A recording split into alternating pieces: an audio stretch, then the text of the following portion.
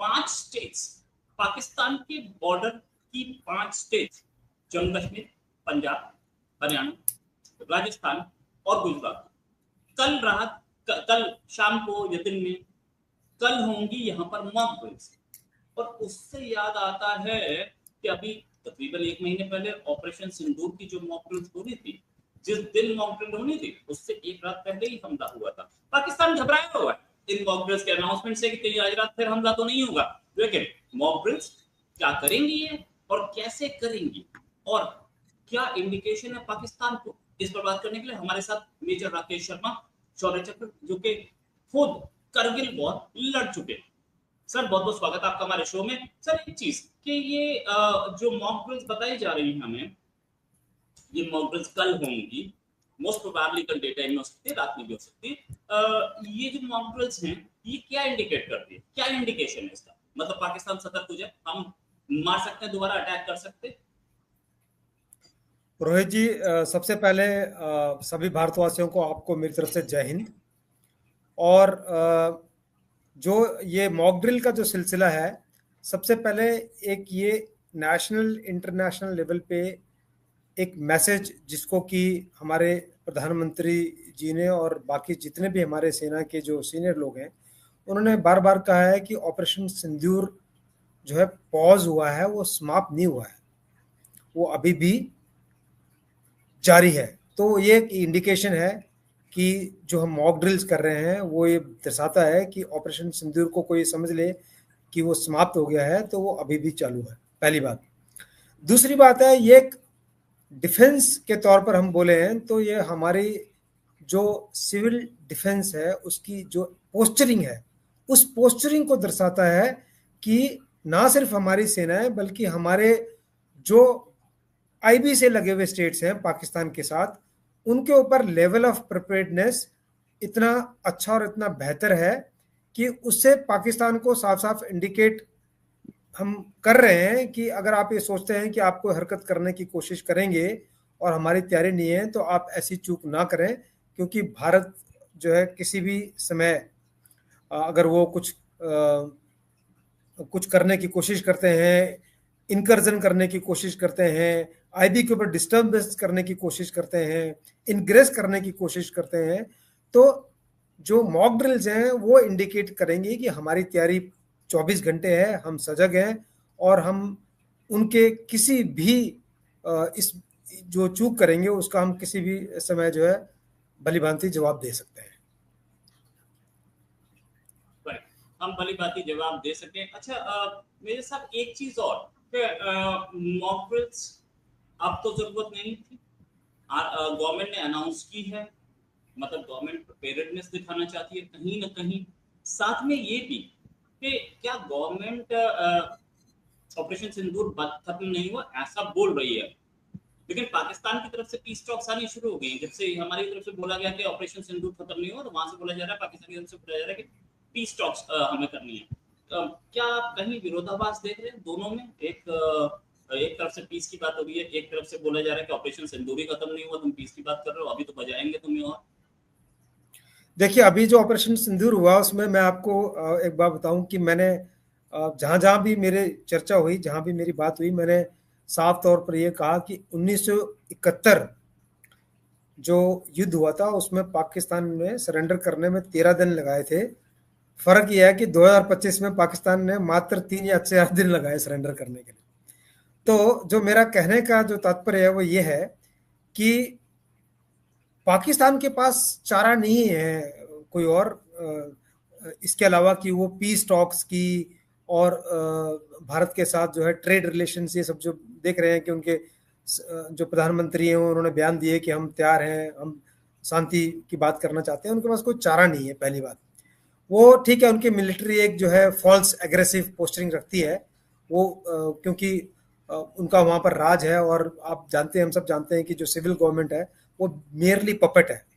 तो पहली बात है कि वो अगर कह रहे हैं कि पीस टॉक के, तो उनके कहने के कोई मायने नहीं है, उसका कोई लॉजिक नहीं है, क्योंकि वहाँ करना उनको वही पड़ेगा जो है उनके आर्मी के जो सरों पर आज की तारीख में मुनीर साहब हैं वो कहेंगे वही करना पड़ेगा, पहली बात।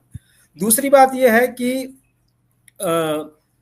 आपने देखा होगा कि जैसे ही पाकिस्तान को मार पड़ी अच्छे से ऑपरेशन सिंदूर में, जब उन्होंने देखा कि हमारे एयर बेस डिस्ट्रॉय होना शुरू हो गए, उनका एवैक्स हमने जो है वहां पर एयरफील्ड पे खड़ा हुआ डिस्ट्रॉय कर दिया, उनके चारों तरफ ड्रोन गिरने शुरू हुए, तो पाकिस्तान ने फटाफट जो है सीज फायर के लिए रिक्वेस्ट की। तो वो सीज फायर की रिक्वेस्ट और आज की तारीख में जो उनकी तरफ से जो पीस की बात की जो ये लोग रिक्वेस्ट कर रहे हैं, वो उन दोनों में ज़्यादा कोई फ़र्क नहीं है, क्योंकि पाकिस्तान को अंदर से ये पता है कि आखिरकार पानी भी मांगना है, उसके बगैर काम नहीं चल सकता है। धमकियां देते रहते रोज बैठ के। मैंने तो एक बार जवाब दिया किसी को, मैंने कहा भाई यार, आप इतिहास में कभी तो एक बार जो आप बोलते हो करके दिखाओ। हर रोज कभी डीजीआई एसपीआर, कभी उनके डिफेंस मिनिस्टर हर रोज बयान दे रहे हैं, we will strike, we will take it as war. तो आप इन बातों को ना करें, आप स्ट्राइक करके दिखाएं। इसलिए मेरा ये कहना है कि ठीक है, हम अपनी तरफ से जो कह रहे हैं वो कर रहे हैं। सिंदूर अगर हम कह रहे हैं कि ऑपरेशन जारी है तो वो जारी है, और ये मॉक ड्रिल उसी के तहत हो रही है। पर पाकिस्तान के पास आज की तारीख में ना कोई इंटरनेशनल ऐसा आर्बिट्रेशन कोर्ट है, ना वर्ल्ड बैंक है जो इसके ऊपर कोई सपोर्ट इनको दे सकता है। इंडस वाटर ट्रीटी के ऊपर वर्ल्ड बैंक ने क्लियर कर दिया है इस चीज को कि आर्बिट्रेशन हमारा काम नहीं है, हमारा काम फैसिलिटेट करना है। तो पाकिस्तान को अगर वो पानी चाहिए, जो कि उनकी लाइफ लाइन है, एक्चुअली में जब वो कहते हैं कि कश्मीर हमारी जगुलर वेन है, तो जगुलर वेन कश्मीर नहीं है, कश्मीर की तरफ से जो पानी बहकर उनकी तरफ पहुंच रहा है वो उनकी जगुलर वेन है। पूरा पाकिस्तान उसके ऊपर सर्वाइव करता है। अगर उस पानी को, मैं तो कई लोग मजाक उड़ाते हैं कि जी देखिए हिंदुस्तान के पास स्टोरेज कैपेसिटी नहीं है और ऐसे ही हवा में बातें कर रहे हैं। मैं कह रहा हूँ स्टोरेज कैपेसिटी मान लिया कि लिमिटेड है, पूरी नहीं है, पर हो ना हो वो इतना इंपॉर्टेंट नहीं है। इंपॉर्टेंट है कि स्टोरेज कैपेसिटी के अलावा, पानी रोकने के अलावा, जितना रेनफॉल रिलेटेड डाटा, रिवर्स का जो पानी का स्तर है उसका डेटा, इतना इंपॉर्टेंट डाटा है जो हमेशा पाकिस्तान के साथ शेयर किया जाता है। अगर हम वो डाटा ही शेयर करना बंद कर देंगे, उसको हम टाइम से उनको शेयर नहीं करेंगे, उसी से उनको बहुत इंपैक्ट पड़ेगा। उनका 30 से 40% जो खेती है वो उजाड़ हो जाएगी। तो अब पाकिस्तान के पास पीस टॉक के अलावा रिक्वेस्ट करने का, हाथ जोड़ने का कोई चारा नहीं है। और सिर्फ वो गिदड़ भक्ति तो आपको पता ही है, हम सबको पता है कि वो देते रहते हैं। हमको सब हम जानते हैं कि उनके जितने उन्होंने हमारे साथ हमारे वॉर हुए हैं, या चाहे CHN का ऑपरेशन ले ले 84 का, या उसके अलावा ये सिंदूर ले ले लेटेस्ट, तो उनका नतीजा सारी दुनिया जानती है।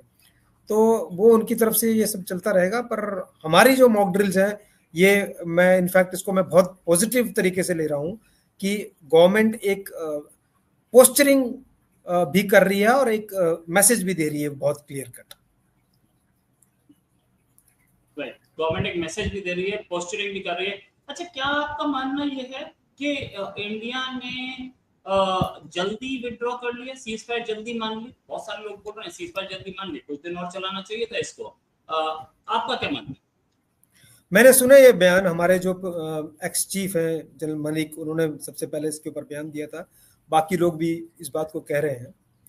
पर हमको केयरफुली जो इंडिया का स्ट्रेटेजिक एम था ऑपरेशन सिंदूर को लॉन्च करने का, और जिसके ऊपर भारत की तरफ से बहुत क्लियर एक स्टांस लिया गया था कि हम एस्केलेशन नहीं कर रहे हैं, हम सिर्फ रिस्पॉन्ड कर रहे हैं। हमारे यहाँ पर आपने जो पहलगाम का वाक़या किया, operation Sindoor was a response to that.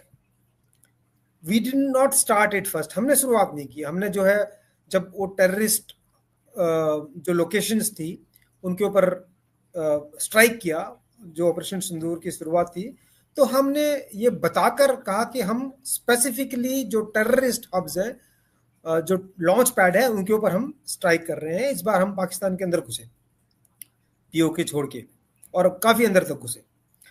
पहली बात। दूसरी बात, जब हमने ये स्ट्राइक लॉन्च की थी तो हमने पाकिस्तान को ये क्लियर कर दिया था कि देखिए, हम अभी भी हम आपसे ये इन्फॉर्म कर रहे हैं कि हम एस्केलेट करने की के लिए हम जो है वो हमारा ऑब्जेक्टिव नहीं है एस्केलेशन करना, पर अगर आप रिस्पॉन्ड करते हैं तो हम फिर रिस्पॉन्ड करेंगे। आप देखिए, ये जो लेडर बनता है एक वॉर को चलाने का, वो एस्केलेशन लेडर जो है, भारत उसके ऊपर चलता रहा। और एक टाइम ऐसा आया, आप देखेंगे कि जब हमने उनके एयर बेसिस के ऊपर मिसाइल अटैक्स किए और ड्रोन अटैक्स किए, और उसके पश्चात पाकिस्तान रिस्पांस करने की पोजीशन में नहीं था।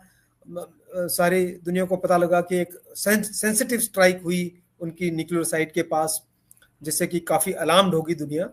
पाकिस्तान उसके बाद उसको एस्केलेट करने की पोजीशन में नहीं था। जब पाकिस्तान एस्केलेट करने की पोजीशन में नहीं था, उन्होंने हमसे जो है उस सीज फायर की रिक्वेस्ट की, हमने उसको एक्सेप्ट किया। So this entire ceasefire was as per the plan which India had, और उन्होंने उस ढंग से एग्जीक्यूट किया।